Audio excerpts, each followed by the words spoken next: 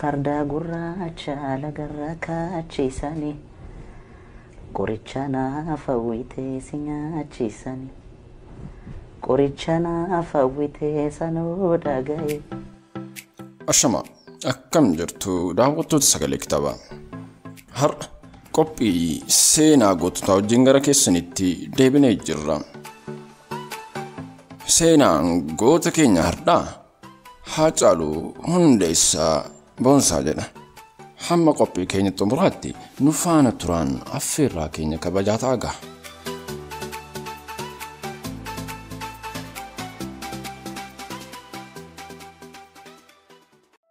Weellisaa Haacaaluu Hundeessaa kan dhalate abbaasaa obbo Hundeessaa Boonsaa fi haadhasaa addee guddattuu Horaarraa bara 1976 kan inni dhalates naannoo Oromiyaa godina Shawaa Lixaa bakka wiirtuu qabsoo Oromoo taate magaalaa Ambootti dhalate. Handhuurri isaas achumatti awwaalamte.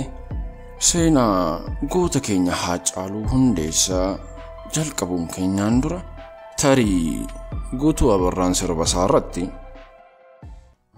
wanni ati qabde hunda warqitaa jedhu namni hundi si jaallata. Xinnaa guddaan lallabee jaalala kee dubbata. Badhaasa kee tayyaan Rabbi siif kenne adda. Addunyaan kun mijatee siif ta'uu nan gammada. Haacaaluuf ta'innaa jennee jalqabna. Marri Haacaaluun maatii isaa fi mucaa shanaffaadha. Obboloota dhiiraa 6 fi obboleeyyan durbaa 4 qaba. Akkuma ijoollee kamuu Haacaaluunis maatii isaatii fi loon tiksaa akka guddatee ni dubbata. Marri umriin isaa mana barnootaaf gaafa ga'etti mana barumsaa Oddoo Liiban sadarkaa tokkoffaatti barnoota isaa bara 1981 tokko jedhee jalqabe. Mana barumsaa Oddoo Liiban jechuun magaalaa Amboo keessaa ganda Duwwaajaa keessatti kan argamu yoo ta'u bakka Haacaaluun itti dhalatedha. Barnoota isaa hanga kutaa 12tti achuma magaalaa Ambootti mana barumsaa sadarkaa lammaffaa Ambootti barate. Manni barumsaa sadarkaa lammaffaa kun Haacaaluudhaa fi bakka bu'uura qabsoo ta'uu hiriyyoonni isaanii dubbatu. Gaaffiin Oromummaa keessa isaatii kan finiinu Haacaaluun ijoollummaa isaarraa eegalee wayyaanee wajjin kokkee wal qabaa guddate.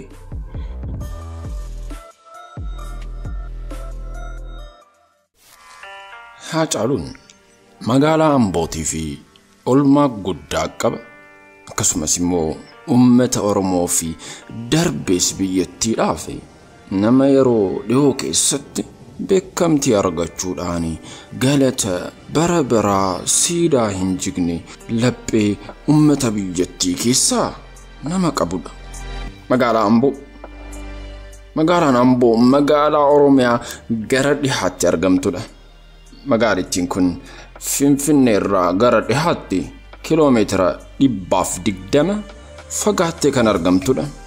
Amboon goota Oromoo kana biqilchitee guddisuu keessatti gaheen ishee olaanaadha.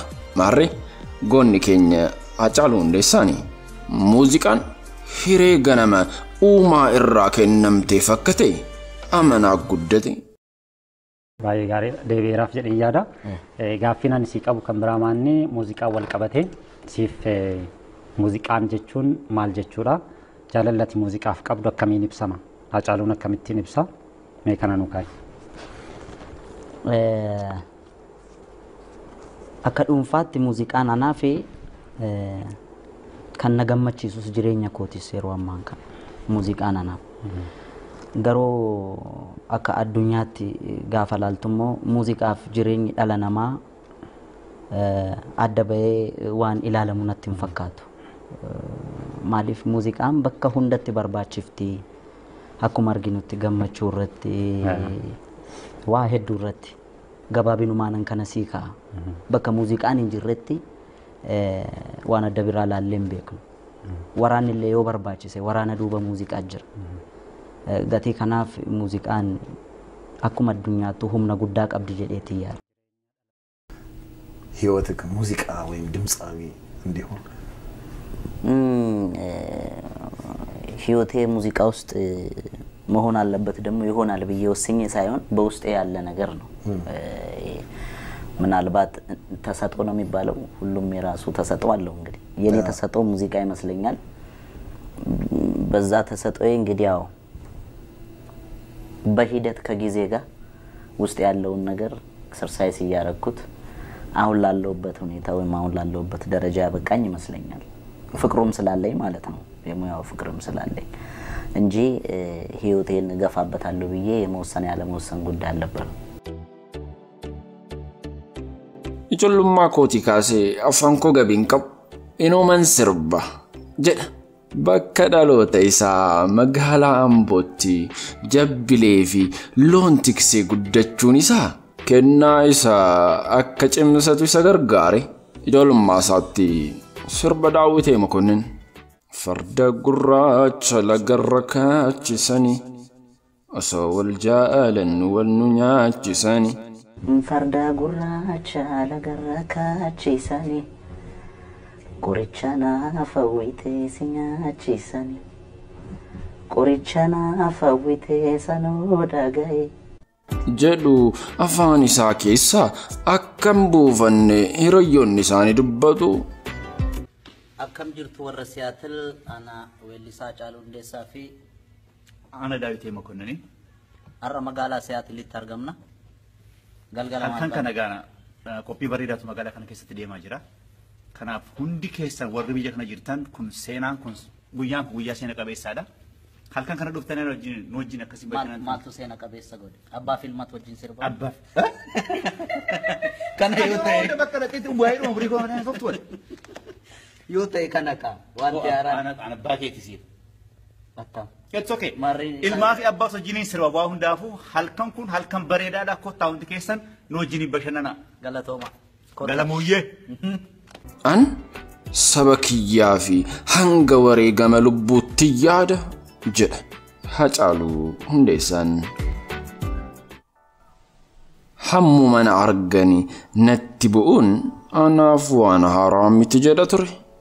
Jireenya isaa keessatti Hacaaluu Hundeessaan weellisaa Daawitee Mokonniniin akka dinqisiifatu ni dubbata. ሙዚቃ ላይ ተጽዕኖ ፈጥሮብኛል የምትለው ታዋቂ ድምጻዊ ያለ በተለይ እኔ በጣም ነው ማዳምጠው በኦሮምኛ የወጡ ሲዲዎችን በጣም ከማላቃቸው የማቃቸው ይበዛሉ። እንዳልኩ ቅድም እንዳልኩ ሁሉም እንግዲህ ራሱ ቴስት አለው አይደለ? አለው። ዳዊት መኮንን ለኔ ጥሩ ነው፣ ደስ ይለኛል። ስራዎቹ ብዙ በጣም ማከብሮና መወደውም ዘፋኝ ነው። ብዙ ስራዎቹን ዴቭ አሁን ያለት ነው ሚኒሶታ ነው ያለው። ሚኒሶታ ነው። ኦኬ። በቀደምም ኮንሰርት አብረን ነበረን ዲሲ ላይ እና የሱን ዘፈን በጣም ወደዋለሁ። አስኩበዴ ነቼ አኩመ ብላቻ ካንኮዋን ተለመሱካራፌ ብቻ ካዮ ዲሴታው ሰሙንኮ እንደንደው ሲመሌ ጅራዴስ ጅሩንኮ መልካው naannoo manneen barnootaa fi gumiiwwan keessatti sirbuu isaatti fufe. Abbaan isaa obbo Hundeessaa sirbuu isaa kana hin jaalatani. Haati isaa addee guddattuu horaan garuu baay'ee gammadoo turan. Abbaan koo doktorummaa fi piroofeesarummaa akkan ta'u yaallata. Sirbituun mana hin godhattu alalee taati jechuun akka ani hin sirbine didaa ture jedha. Ogummaa muuziqaa kanatti naaseentu maatiin kee badhaasa deeggaraan turre jedhamaa jira. Kun dhugaama sobaadha. Abbaan koo hin jaalatu. Akka aadaa Oromoottidha namni sirbu alaleedha jedha. Alalee jechuun egaa ka hiikasaatti sabbeekaa sanyii keenya keessaa hin jiru azmaariin hin jiruudha hin jaallatu. Haati koo hin jaallatti. Haati koo guddattoo raa jedhamti. Baay'ee jaallatti sirbaa. Abbaan koo nama Oromaa ture. Dhugaadha. Ammas homaa badaa dhimma isaan qabuun. Isuma namni na beekee akkas ta'uufillee agas mara miti. Abbaan koo baradhee otoon sadarkaa guddaa ga'e. Kana jaallataa. Isa kaan immoo kubbaa jaallata. Otoon amman sirbu immoo yoo barumsaan naa ta'uu baate otoon kubbaa taphatteef hin gammada. Kubbaa maali? Kubbaa miilaa? Kubbaa miilaa jaallata. Abbaan isaa hojiin ilmi isaanii hojjetu baasanii dubbachuu haa baatan iyyuu malee akka isaan boosisu ni hasaasu turan. Inumaayyuu ilmi isaanii hojii aartii keessatti bobba'ee jiraachuu isaa guutumaa guutuutti akka itti gammadoo ta'an kan jalqaba dubbatanii fi afaanii baafatanii gaafa inni sirba wasanuu didoo isa jabbiloota koo yaa jabbiloota odaa jalaa kan nama nyaatuun nu keessa jira jedhee weellise ture. Inumaan tiksee malee kuulatoo ashuufee baddaa loon hin gaabbisu. Inumaan rafee malee yaalamii tokkummaa dhabuu namarra abbisu. Allayyaan allayyumaa maaltu wallayyaa. Nuru fajadai alagana laguma maltu alaga dan firajadai oborta ormina ma batu yo abano fi batate malay roro ormarra dufte roro dinarra dufte maltu namado Oh, abado wata male malo. Biya orma adakun naman ibu galun naman ibay. Biya ofi yagadi sa garbo adun naman argu jaran. Chamsa dufta mo birra ayasa wilenko saya no bori.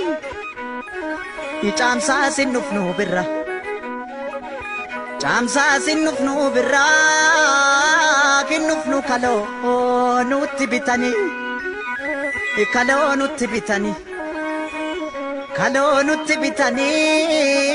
furdanna nalbe dan nu fitani malo jabbilota ko ya jabbilota oda jala kan nama nyaatu nu keessa jira. Jabbilota ko ya jabbilota oda jala kan nama nyaatu nu keessa jira amalo. Gaafa sirba kana sagalee ilma isaaniitiin dhagahani abbaan Haacaaluu yaa guddattu ilmi kee reefuu sirbe jechuun gammachuu sirba ilma isaaniirraa argatan qoodanii fi akka turan ni himama.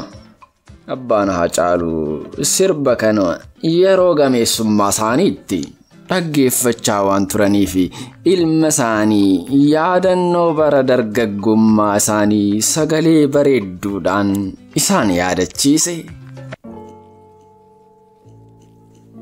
Hidhaan qoraasuma dhiiraati. Namoota hedduu biratti maqaan Amboo gootummaadhaan ka'a. Gootummaan Amboodhaaf hedduun himameera, sirbameeras. Dhaloonni qe'ee sanaa bara dhufee darbu walabummaa fi walqixxummaan akka jiraatuuf mormii keessatti lubbuu isaanii dhabaniiru. Qaama itti hirdhataniiru. Dararamaa jabduu keessa darbaniiru. Kanaaf ammoo ragaan jiraataan tokko mana sirreessaa Karchalleedha. Namoonni baay'een gatii uummanni naannoo sanaa baase Karchallee Amboon haa dubbatu jechuun ibsu. kanumaafis ta'uun hin oolu Haacaaluu Hundeessaa kan akkas jedhee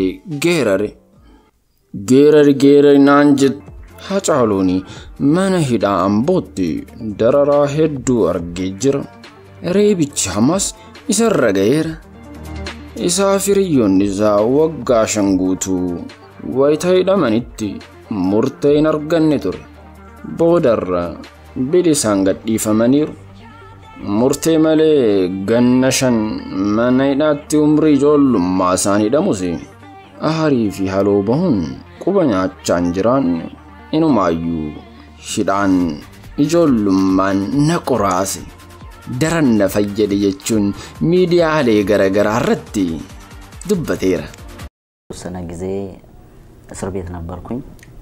ሃይስኩል እያለሁ ለአንድ ለ5 ዓመት እስር ቤት ነበርኩ። በዛ ምክንያት ከሙዚቃ ጋር ተራርቄ ነበረ። ከዛ ከወጣሁ በኋላ ከዛ ወጥቼ በአመት ከ6 ወሩ ነው አልበም የሰራሁት። ቆይ ጃሉ 5 ዓመት አንተ ሃይስኩል እያለ ምናልባት እኮ ለአቅመ አዳም አልደረስኩም ነው ደሜ ልጠይቀኝ ኖ ኧረ ከእድሜ ውጪ እንተውና 5 ዓመት እስር ቤት አንተ ለአቅመ አዳም ሳትደርስ እንግዲህ 10ዎች ውስጥ እያለ 5 ዓመት ተፈረደብህ ደርሻለሁ 17 16 ዓመት ይሆን ታራ ስቲል እስር ቤት ገባህና 5 ዓመት ተፈረደብህ አይ አልተፈረደብኝ ተጠርጥሬ ነው የተያዝኩት ፍርድ ቤት ነፃ ነው የለቀቀኝ 5 ዓመት ሙሉ ካሳ ልጠይቅ እንዴ ኢትዮጵያ ፍርድ akka barataa Oromoo tokkotti waanuma barataa Oromoo raga'utu narra ga'e kan biraa wanti haaraan jiru jedha sababa hidhameef yoo dubbatu. Haacaaluun yeroo kalcharlee Amboo turetti hidhamtoota isa waliin turan kanneen barreessuu fi dubbisuu hin dandeenyeef hiriyyoota isaa fi bulchiinsa mana hidhaa waliin ta'uun barnoota ga'eessotaa jalqabsiiseera. Kalcharlee Amboon alatti Finfinnee dhufees torban tokko maakalaawwii ture. Yeroo kana mara garuu abbaan isaa gaafa dubbisuu dhufane jabaadhu gurbaa hidhaan quraasuma dhiiraatti jedhuuni ture. Sirbuu isaa jibbanis ijoollummaan hidhatti hamileen isaa caba jedhanii sodaatani. Manni hidhaa garuu waan abbaan isaa isarratti jibban akka guddifatu isa gargaare. Haacaaluun mana hidhaatti ogeessa muuziqaa ta'e. Isa dura ani sagaleedhaan weellisuu malee walaloo fi yeedaloo barreessuun beeku ture. Kanan bari mana hidhaa sana keessatti albama jalqabaa keessaa sirboota 9 achitti fixee ba'e. Walaloos yeedaloos barreessee jira. Manni hidhaa Amboo Haacaaluudhaa fi mana barumsaa ture. Namoota gurguddaarraa akka galagalfate yaada qaba. Akka abbaan jedhanis qoraafameera. Achi erga ba'es abjuu fi mul'ata isaa galmaan gahateera. Qoraasumni akkuma meeshaa aannanii fi mana urgeessu. Manni hidhaa Haacaaluu akka qoraasuma isa urgeesseera. Beekamtii fi jaalala guddaa uummata Oromoo biraa akka horatus qooda guddaa taphateeraaf.